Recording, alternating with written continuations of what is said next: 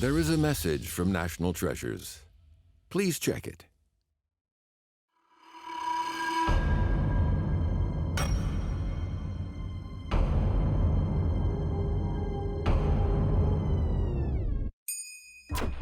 Strange as it may seem, this is the earliest form of the Chinese character wang, meaning king. It's the head of a battle axe, the supreme symbol of military power, the ultimate source of a king's authority.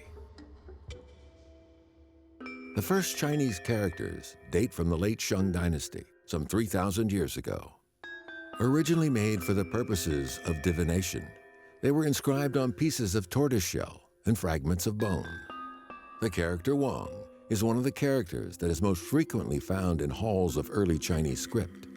This piece describes how a Shang Dynasty king went hunting and caught a wild bull.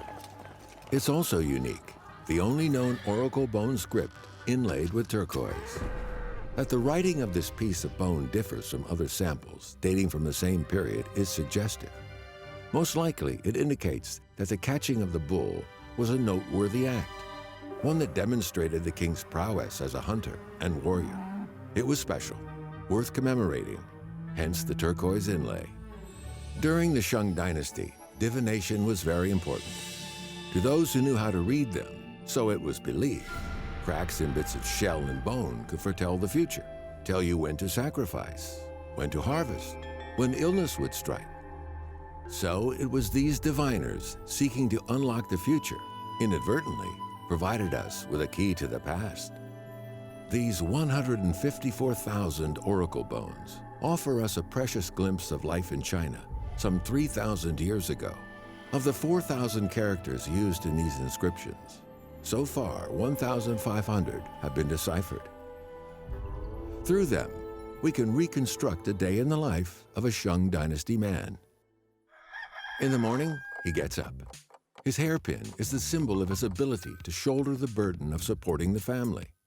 He bends down and looks at his reflection in a basin of water, which functions as a mirror, and gets dressed. Then he goes to hunt. To walk fast, he moves his arms up and down. In the woods, he pricks up his ears, listening out for something. It's a deer. He puts an arrow to the string of his bow and shoots. He gets his prey. Nighttime, moon hanging in the sky, hunter and his catch safely home. His wife preparing the dinner in a ding, a kind of cauldron with handles and feet. So it was that by a combination of meticulous observation and incredible imagination, the people of the Shang Dynasty turned what they saw, did, and felt into symbols that could be inscribed on turtle shells and animal bones, the very first Chinese characters. In pictograph characters, like Tian, meaning farm, simple lines were used to outline the shape of something. But more abstract concepts could be depicted too. For example, a short horizontal stroke above a long one meant above. A short stroke below a long one meant below. By combining more than one character into one, even more complex ideas could be expressed. Take jiao, meaning wine, for example, a combination of the character for cup or container and water.